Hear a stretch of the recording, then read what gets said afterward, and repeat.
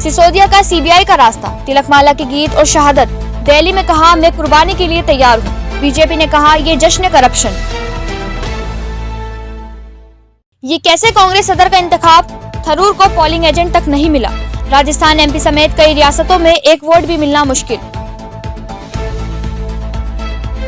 कांग्रेस सदर के लिए खड़गे और थरूर के दरमियान सीधा मुकाबला। मल्लिकार्जुन पौड़ में आगे, लेकिन इंतखाबात जीतने में शशि का रिकॉर्ड बेहतर।